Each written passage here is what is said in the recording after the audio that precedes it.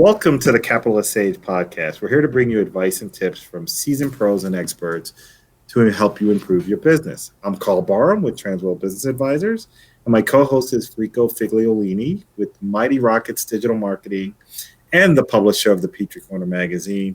Hey, Rico, how are you doing today? Good, Karl. Beautiful day outside. You can see from my window. It is. We are in August, and things are going along. School's coming back soon, all the various versions of it. But why don't you tell us about our sponsors for our episode today? Sure. Our lead sponsor is Hargrave Fiber. Hargrave Fiber is a company located in the Southeast and across the Southeast. They're a fiber optics company. They work with a lot of small businesses as well as enterprise-sized businesses, bring in cable, optic fiber specifically, to be able to bring that internet connection to your home if you're teleworking or to your businesses. They're working with a lot of different companies across the Southeast here. They have a special promotion going on right now. So if you connect with Hargrave Fiber this month, they have $1,000 gift card that would come to you, Visa gift card. So check them out. Go to hargravefiber.com or hargrave.com/business, and you'll find out more about them. You can even call them at 866-407-0104. Find out more about their services. Oh, fabulous. Thank you very much, Rico. And thank you, Hargrave Fiber, for being a great partner in the community and of the Capitalist Sage podcast.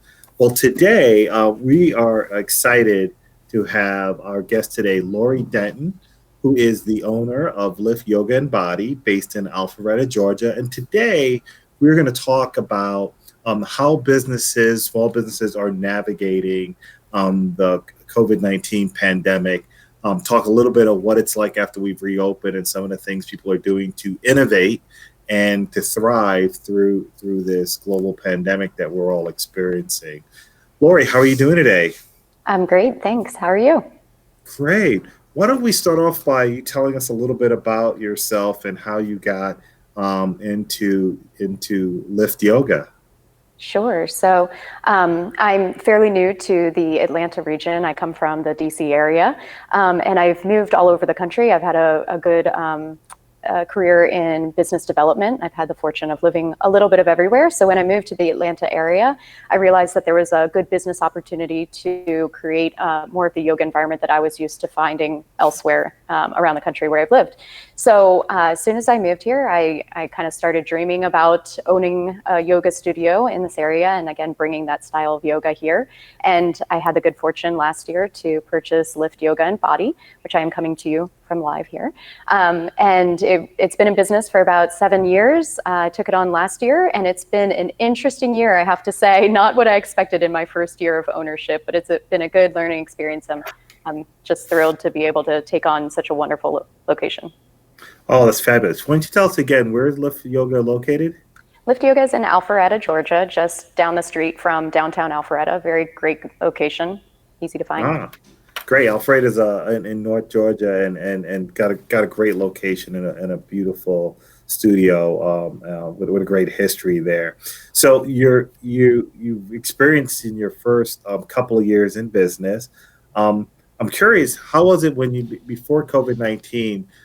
Some of the highlights in your first year of business. What were some of the things that you learned and experienced in that first year? Business was great. You know, I focused a lot. I'm a big numbers dork, so I tried to focus a lot on the numbers and what the data was telling me about what people were looking for, what classes they were gravitating towards, what times and days. Really tried to dig into the data as much as possible. I'm also a big fan of surveys and keeping tabs on what our main members were looking for. So I did a lot of surveys, tried to figure out what they were looking for. And from July to February, our first-time visitors doubled over the prior year, and we were able to increase retention rates by about 25%. So things were going great, and again, I think that's because I listened a lot to what our members were looking for. I think that's very important, and also listened to what my staff was asking for and what they were hearing from the community. So tried to keep as close to that as possible, and we were seeing some really good results, positive changes in the business because of it. So where did you learn to do that? Because we talked to a lot of small business owners, We don't often hear them using data, getting surveys from there. Where'd you get some of those ideas, and how did you find applying it in a small business situation? Yeah, so, and it was funny because I got a funny reaction from a lot of my members and the staff when I started to talk about statistics and numbers and put out these surveys. They were kind of surprised to see that in this environment. But my background is in big corporate business development and product marketing. And so throughout my career, I have relied very heavily on data. That's where I start, and then I try to pull out insights from that, and then get the real life personal feedback from consumers in order to match that with the data and then move forward. So a lot of it just comes from my personal experience and background in business, and tried to apply as much of the best practices that I had learned from that as possible to the small business. So I'm curious, what made you choose fitness and industry in general and yoga specifically? What connected you to that? You know, I believe a lot in doing what you love, and I've practiced yoga for about 20 years now. So I am a yogi at heart. And so it was very easy for me to transition into owning the business because I had personally experienced it. You know, a lot of people are very successful owning businesses that they don't know a lot about and bringing in consultants. I felt like this was a space that I knew a lot about. I could provide a lot of personal experience and best practices that I had seen myself. And so that's really why I was looking for something in the fitness industry to get into small business. What do you see as some of the benefits when folks, join or get involved in this type of fitness in general and yoga specifically? How is it really helping your clients and the folks that support your business? So that's one of the reasons why I firmly believe that yoga is absolutely for everybody. And I mean that truly, everybody, every type of person, every age range, every body type, because it has so many benefits from physical to mental. And one of the reasons that attracted me to Lift Yoga specifically is many other studios have a very specific focus and only may appeal to a specific target market.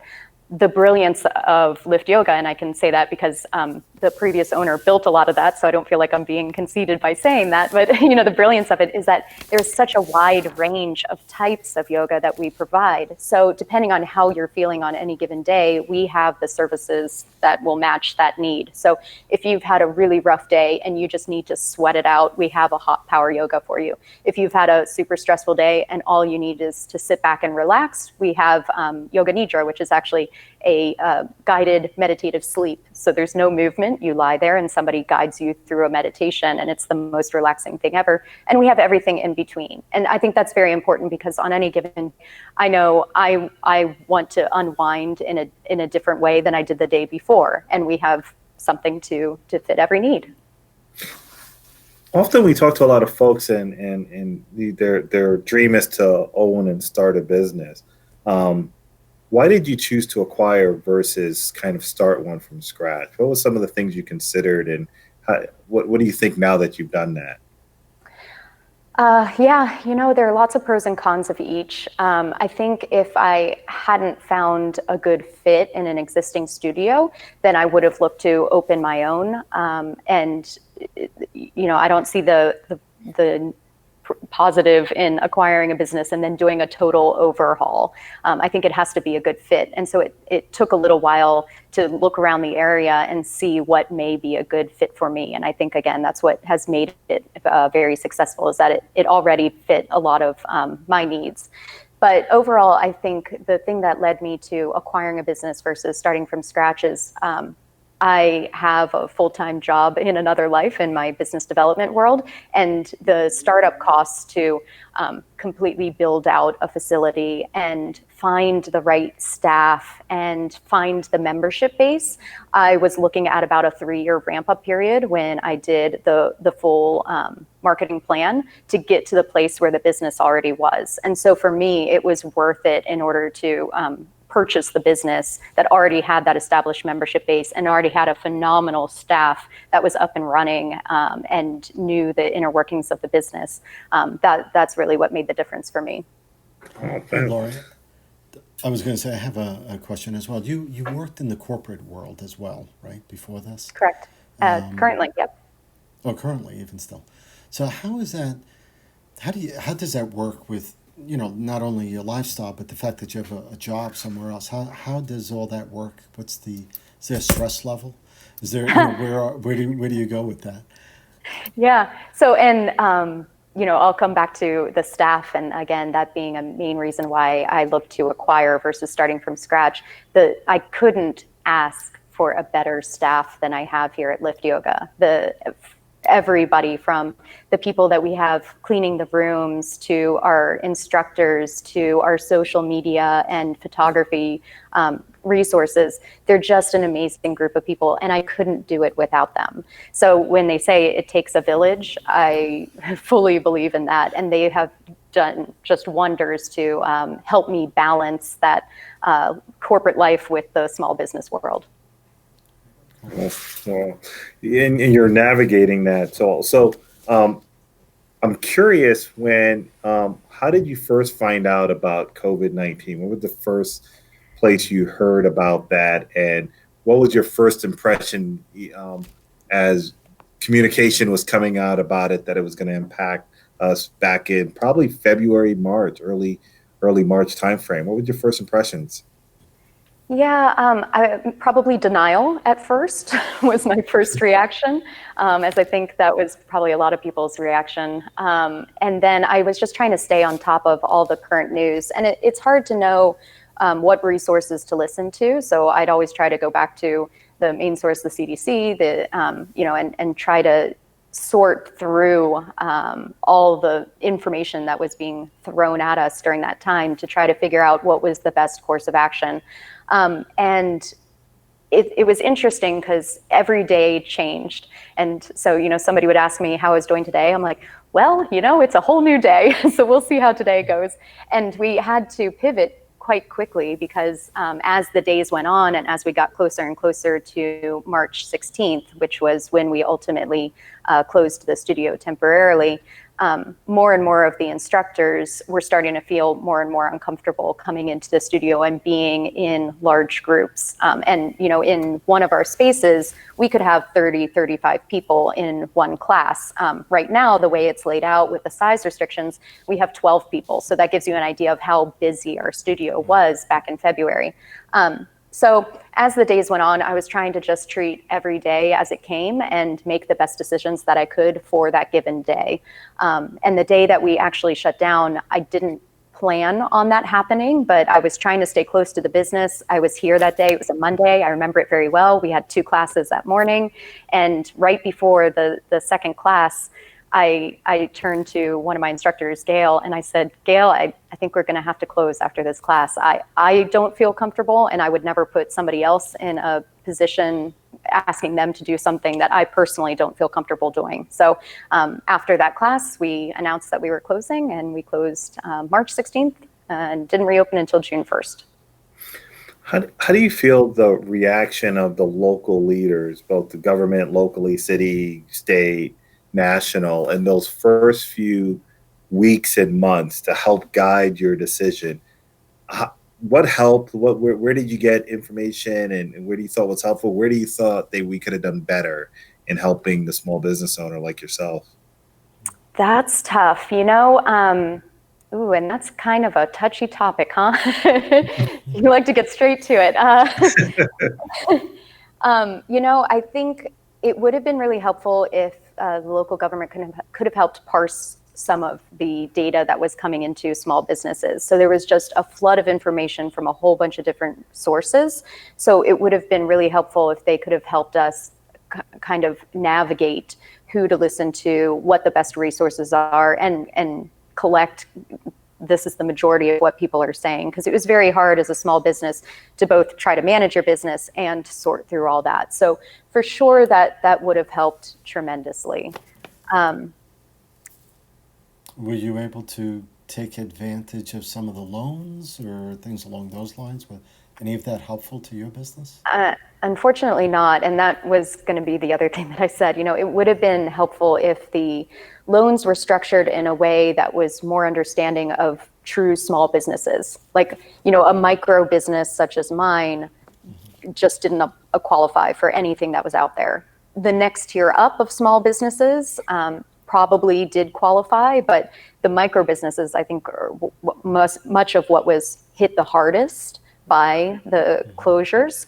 And so for us to not have gotten any support was really difficult, and it made me quite angry, honestly, at some of the things that were passed. You know, they were supposed to be in support of us small businesses, but I just didn't qualify. You know, actually all of my employees are 1099 employees, and that salary wasn't considered in any of the loans. Was there was there anything else that you would have liked them to have done that would have helped the business? Yes, and so I think it was really important. It was all based around salaries, and I can understand why that may have been done. But if there could have been some funds that focused more on the fixed costs that small businesses have, like rent, like electrical, and those were all part of the staffing. So you had to have W-2 basically employees in order to get any funding, and then you could use some of that for these other fixed costs. There was nothing that covered just the fixed costs for small businesses. So that's what made it really difficult. You're hitting on something that's really important. So many small businesses are like some fewer employees. They may have 1099, those types of things. And when they pushed real fast, I don't know that they were able to contemplate all the different types of small, especially if it's a single, one owner or one or two people. They started to figure it out later. I remember 4 weeks later, you would start hearing if you don't have a payroll and you took draws, and they started figuring it out after. But you would think with so many really smart people and economists, just separate them in a room and say, a bunch of smart people over there, look at this group. A bunch of smart people over there, look at this group, and help navigate through that. So that fell to business owners like yourself to kind of help navigate. So after that initial shutdown, when you had to start contemplating reopening, what were some of the things you implemented to make you feel comfortable in being able to open and stay open? Mostly cleaning processes. And that is one of the things that I felt like, again, I think there's so much still that we don't know, but I have to go off of the data that's available to me right now. So before we reopened, I tried to research everything that was available that told me the best possible cleaning practices and what steps I could do to make it as safe of an environment as possible. There's nothing that's going to be 100%, again, because there's so much that's unknown right now, but I tried to take every step that we could. So we increased our cleaning procedures, changed how we clean and when we clean, and I also acquired a UV yoga mat cleaner that mounts on the wall that is sort of touchless. So you just slide your yoga mat on and it goes through, and it has a UV light on each side that sanitizes the mats. So that was one thing extra that I specifically purchased just because of the environment. And again, who knows how effective that is or what it does, but my primary goal was, especially when it comes to a yoga studio, people come here to find a safe space, a place that they feel fully comfortable and welcome and safe. And so that was what motivated me, was to take every step that I possibly could to make sure that they feel that same way. And it ultimately, just like the day that I closed, I had a feeling that said, you know what, I don't feel safe here. And if I don't feel safe, I wouldn't ask anyone else to come into an environment that I feel unsafe. And so the processes that I put in place are, well, what would make me feel comfortable coming into an environment like this? I know with the fitness industry, it's tough with all the spacing requirements. I've looked at the legislation that was issued, and I've used the maximum amount of space that they've said is safe for fitness environments. And there's a lot of yoga classes that don't have a lot of heavy breathing, and so the philosophy in some of the yoga world is that you could probably pack in more people. Again, going back to what makes people feel safe and comfortable in this environment, I didn't feel like that was the right way to go about it. So I have a full 10 feet in between each space that people set up in the studio. I have spots marked out on the floors so that everybody knows where they're supposed to stay. And again, it's every day. So as new information comes out, I'm always trying to stay on top of that and adjust however we possibly can. Well, I'll say that as I've been visiting business owners, especially in fitness, a lot of the small boutique gyms type that have reopened have been successful in keeping people safe. I mean, there's nothing that's foolproof or 100%, but a lot of the great business owners have implemented safe. So people, I'm wondering if you're seeing people come back more and more as more time goes on from those first, they were probably the first ones that just needed to get out of the house. And now other people are probably getting more comfortable. Have you seen that pattern play out for you? Yeah, absolutely. And it's been really interesting, again, because I'm a numbers dork. So I love to take a look at class sizes and numbers and how many people are registering and then how many people are showing up. All of our classes, we have 33 classes a week right now. All of our classes, with the exception of 2, are also offered virtually. And that was the other thing that I felt was really important. Even after we opened the physical space back up, still having a way to make the people who don't feel comfortable coming into the space still have a way to access, have some line to their previous lives, like the way that they got their exercise or their stress relief before COVID. So almost all, with the exception of 2 of our classes, are still offered virtually. But it's been really interesting because June 1, when we opened, it was probably about 75-25% of our people were joining virtually versus in studio. And now it's the complete opposite. So as the weeks have gone on, the majority of our members are coming into the studio, and we have several classes where nobody even joins virtually any longer, which is nice to see. Again, I plan on continuing those virtual classes just because I think that is important to have an offering for everybody, but it has been interesting to see how people are slowly transitioning back into in studio. I'm curious as you go ahead, Rico. Go ahead, I'm sorry. I was going to say, when you were saying about the virtual, right. How did you set that up so quickly and get that launched? Right. It's interesting because a lot of my teachers instructors here have said how they were surprised how quickly we pivoted to the virtual world.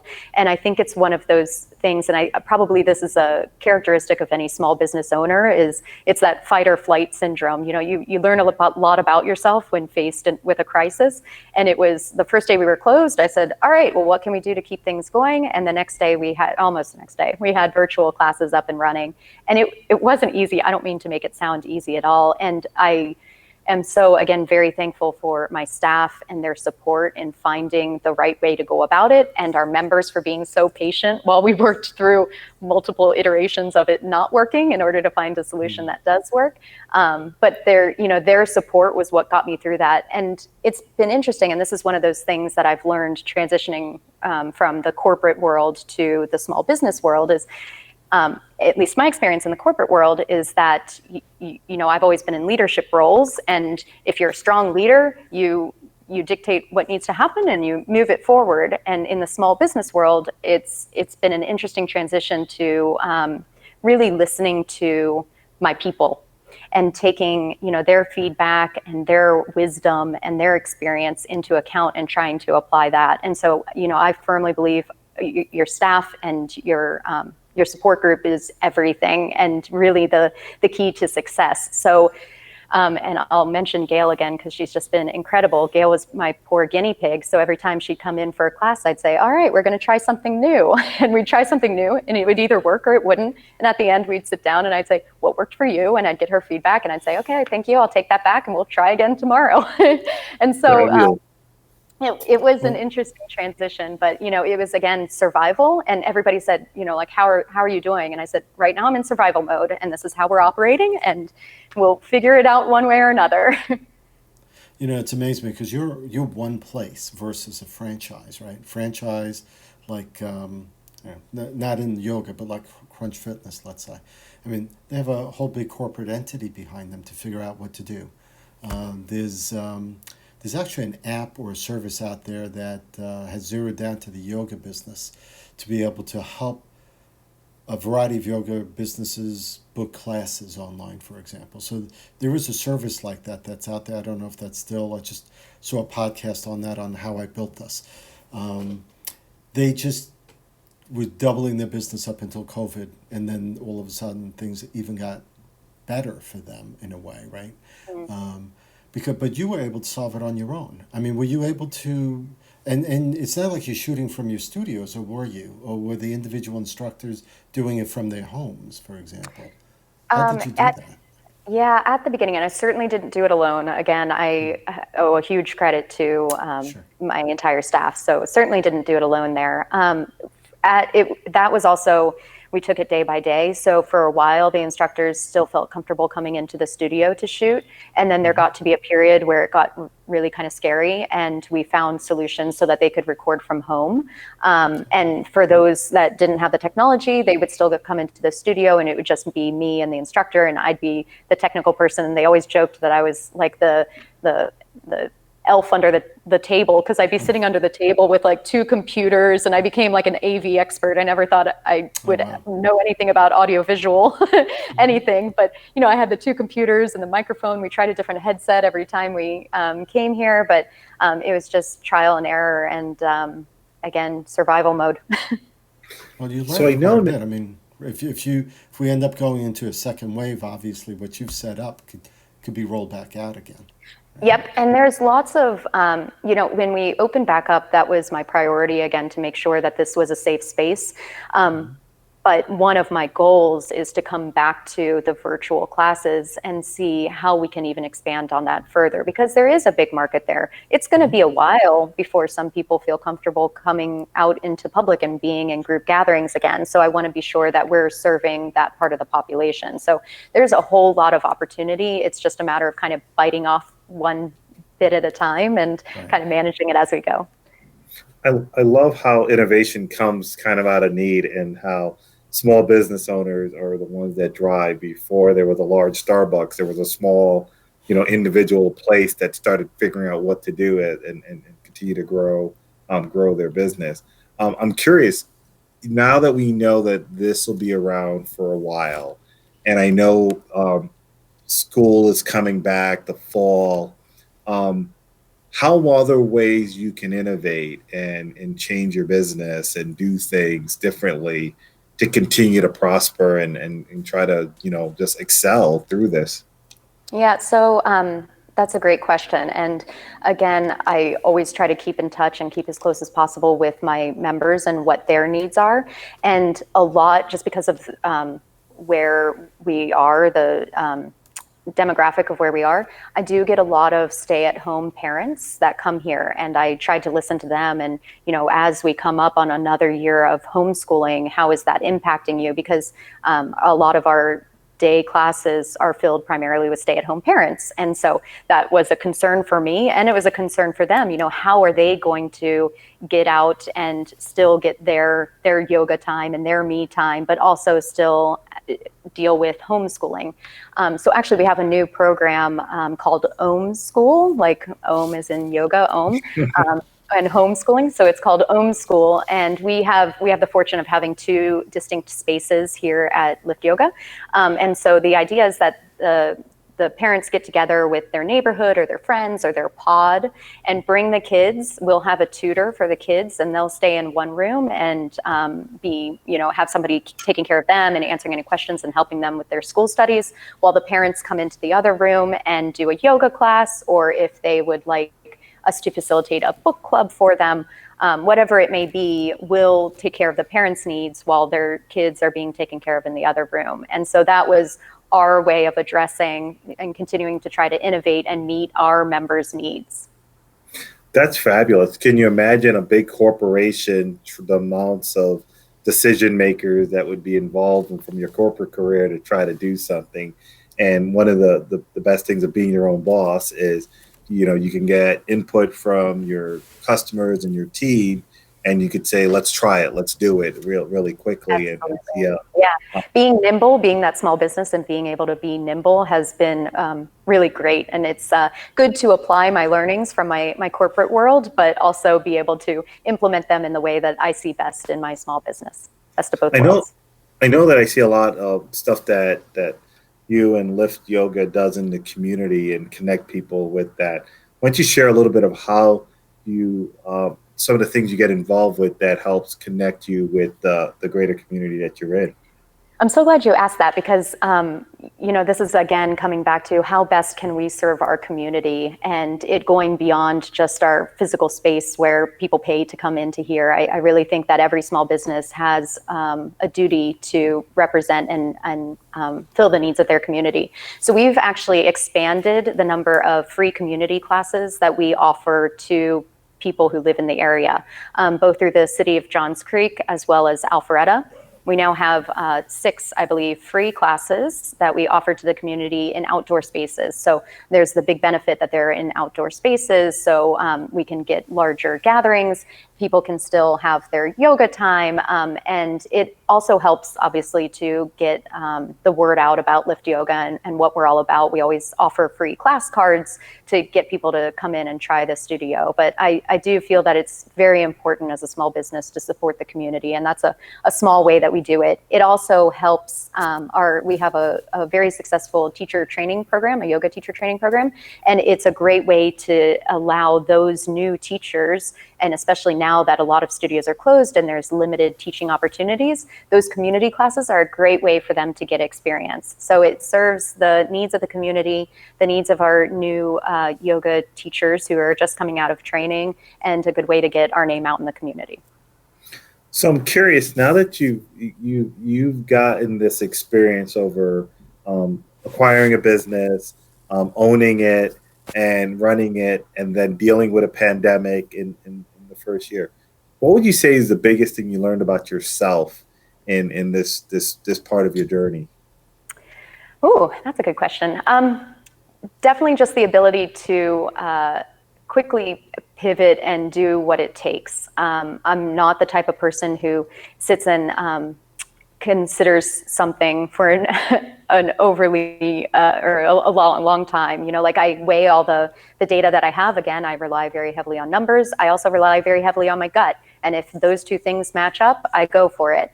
And I didn't think that it was to the extreme that it has been over the past 6 months, but it has been interesting to reflect and say, okay, yeah, we changed. It was on a daily basis. Every day we'd come in and have a new business plan. So that's been interesting to see, again, how I've mirrored kind of my corporate life and my personal life, and kind of brought those together to continue to expand the business.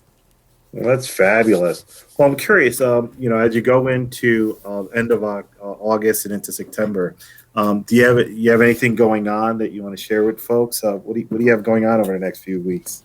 Yeah, so obviously the OM School is our big initiative, and I think it's just a matter of parents figuring out what the schedule is going to be with the kids being at home for virtual schooling for another semester, maybe another whole year. But we have the OM Schooling. We've got a lot of interest in that, so I'm excited to get that up and running and have a few groups come in for that. And then we're moving forward again with our teacher training program. We have a 200, and we'll be launching a 300-hour program in the spring. So trying to keep yoga going even in this new environment. And it'll be interesting to see how we layer in sort of the current yoga teaching world into our next teacher training program. It'll probably change things quite a bit. Absolutely. Well, all the people that are working from home for all the time, I think they're going to need ways to relieve stress and to get more centered. So definitely encourage folks to check out a yoga studio and Lift Yoga in particular whenever they have a chance. So really appreciate that. How would folks get in contact, learn more about Lift Yoga, and get in contact with you? Sure. So they can go to our website. Our schedule, both virtual and in studio, and as well as the free community classes, are all on our website, liftyogastudio.com, and that's LIFT, not like the rideshare community or business. LIFT, liftyogastudio.com, and they can reach me at info@liftyogastudio.com. Oh, fabulous! Great.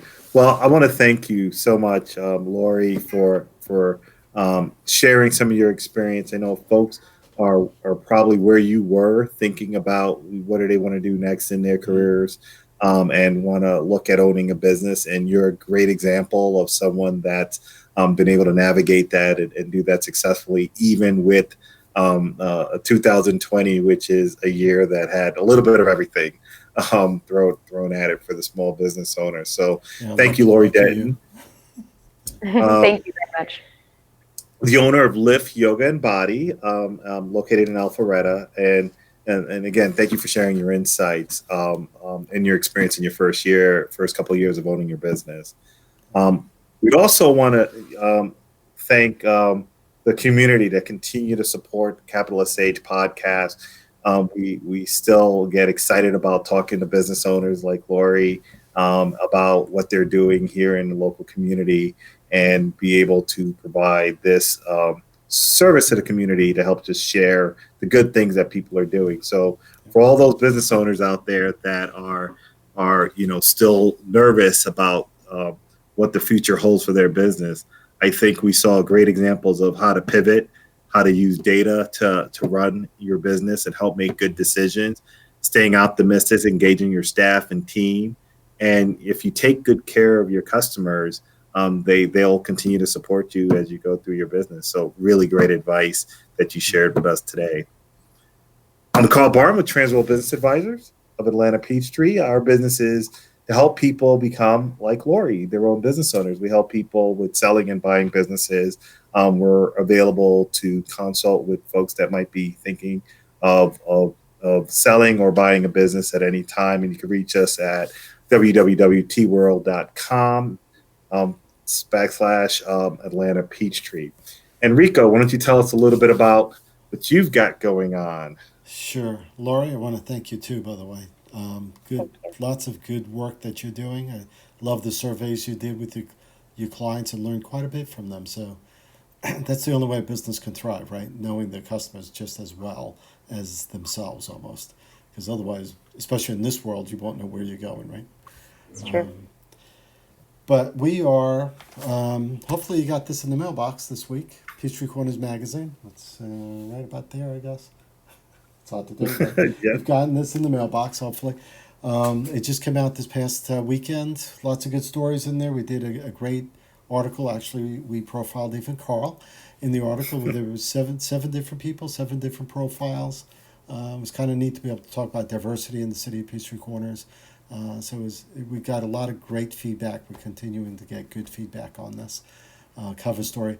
But also in the stories that are in it. I mean, there's a lot of stuff on rocketry, on a planned National Air and Space Museum, on the opening of the schools and what that will look like. Although 24 hours after we went to press, Gwinnett County decides they're going back to school in about 3 weeks. So some, you can't help it, but things happen.